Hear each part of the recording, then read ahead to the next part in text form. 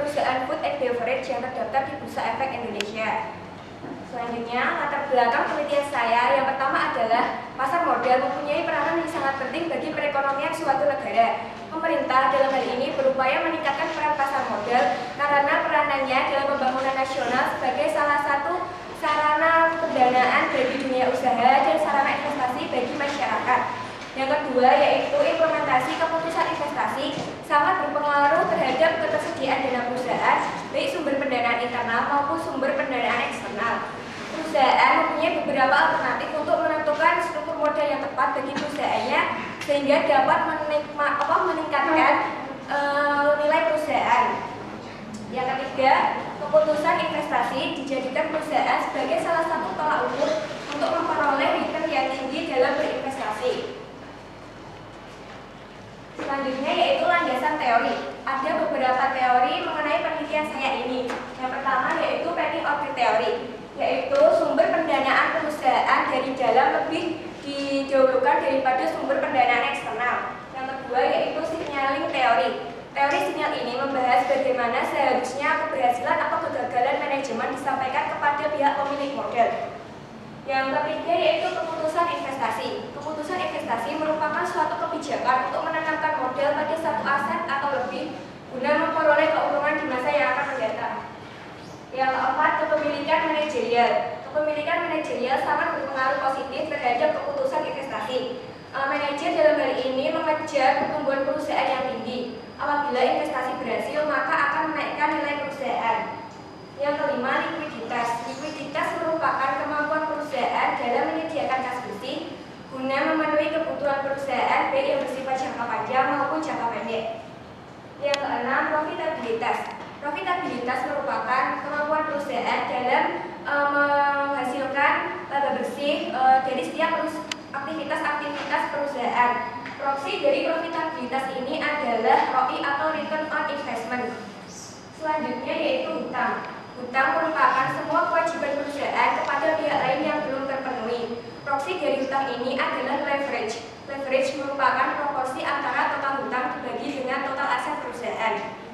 Yang kedelapan yaitu growth opportunity. Growth opportunity merupakan peluang pertumbuhan perusahaan di masa yang akan mendatang. Nah, ini merupakan kerangka teori penelitian saya yang terdiri dari beberapa variabel. Yang pertama yaitu variabel bebas yang terdiri dari kepemilikan manajerial, likuiditas, profitabilitas, dan hutang.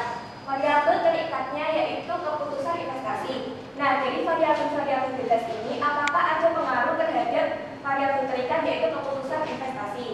Selanjutnya yaitu growth opportunity. Growth opportunity di sini merupakan variabel moderating, yaitu variabel yang mempengaruhi hutang terhadap keputusan investasi. Growth opportunity memoderasi hutang terhadap keputusan investasi. Populasi dalam penelitian saya ini adalah perusahaan food and beverage yang terdaftar di Bursa Efek Indonesia pada periode 2009 sampai 2012. Sampel dipilih dengan menggunakan metode purposive sampling, yaitu pengambilan sampel dengan metode dan dengan kriteria tertentu. Metode ini direalisasikan dengan judgment sampling, yaitu pemilihan sampel secara tidak acak yang pertimbangannya itu disesuaikan dengan tujuan dari penelitian tersebut. Pengambilan data yaitu dengan cara dokumentasi dengan mencatat data dari ICMD dan annual report yang terdapat di Indonesia Stock Exchange.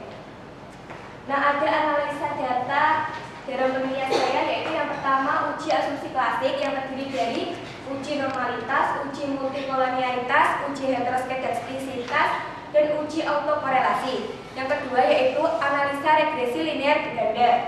Yang ketiga pengujian hipotesis yang terdiri dari uji statistik T, uji statistik F, dan analisa koefisien determinasi.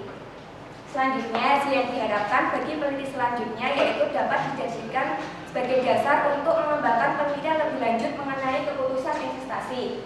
Yang kedua, bagi investor yaitu dapat mengetahui peluang-peluang investasi pada setiap perusahaan dan dapat memilih perusahaan yang tepat untuk berinvestasi. Serta yang paling penting adalah mengetahui kecenderungan emiten untuk mengambil keputusan investasi.